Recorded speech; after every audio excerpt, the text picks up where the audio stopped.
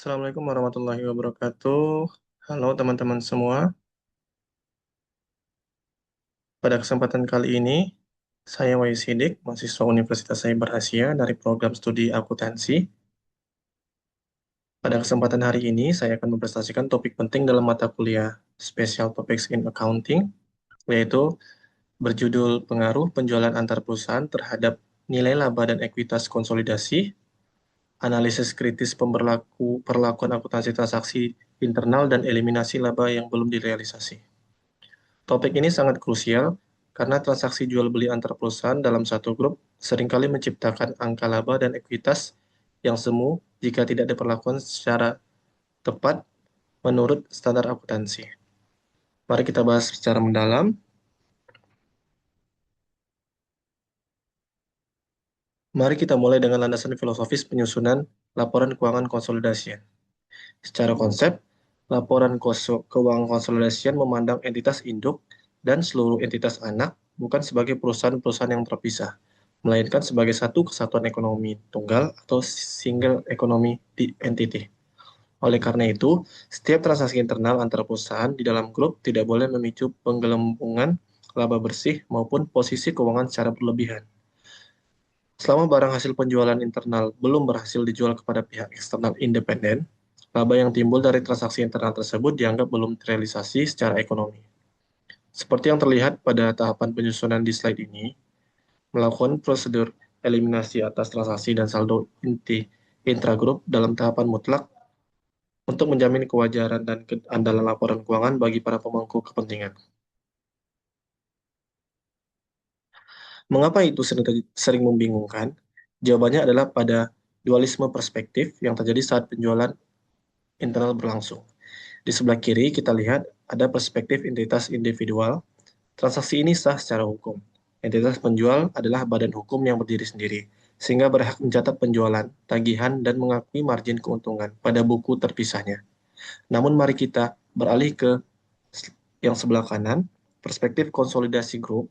Dari kacamata grup, transfer barang dari induk ke anak atau sebaliknya hanyalah perpindahan barang dari kantong kiri ke kantong kanan dalam rumah yang sama. Tidak ada nilai tambah ekonomi yang tercipta bagi grup sampai persediaan tersebut benar-benar melangkah keluar dari dan dibeli oleh pihak grup luar. Lalu, dari mana datangnya risiko laba fiktif ini? Konsep dasarnya adalah margin tertahan dalam persediaan. Ketika entitas penjual menetapkan harga di atas biaya perolehan atau memberikan markup saat memindahkan barang ke entitas afiliasi, terciptalah nilai laba belum direalisasi atau unrealized profit. Jika pada tanggal neraca akhir periode barang tersebut masih tersimpan di dalam gudang entitas pembeli, maka keuntungan dari markup tadi mengendap di dalam persediaan. Jika tidak dieliminasi, maka aset persediaan akan tersaji terlalu tinggi dan laba grup yang dilaporkan adalah laba fiktif yang belum diuji oleh pasar. Untuk mengatasi masalah tersebut, kita harus mengeksekusi 3 langkah prosedur eliminasi konsolidasi. Langkah pertama yaitu menghapus seluruh akun penjualan yang ada di pihak penjual dan harga pokok penjualan atau HPP berpasangan di pihak pembeli secara 100%. Ini dilakukan agar omset atau keuntungan grup tidak membengkak secara buatan. Langkah kedua yaitu melakukan penyesuaian nilai persediaan pada neraca konsolidasi.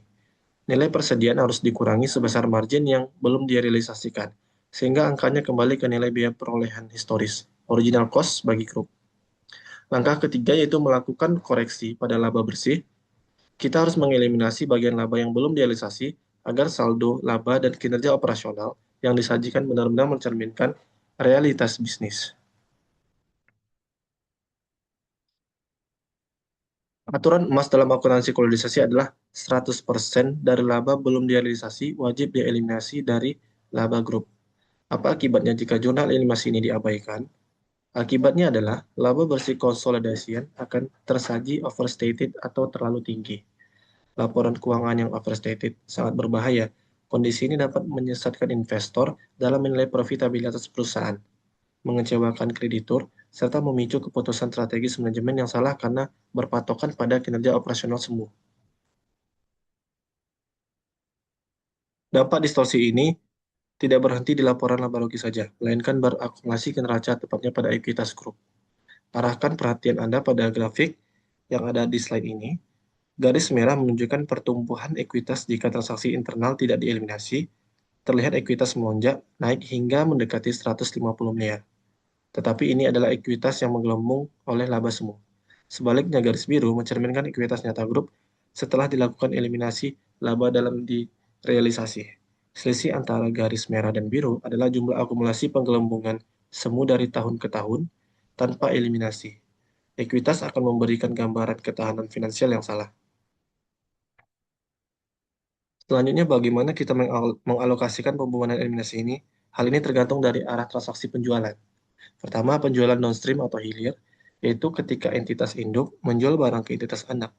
Karena laba semu berada di buku induk, maka seluruh koreksi eliminasi ditanggung 100% oleh laba entitas induk.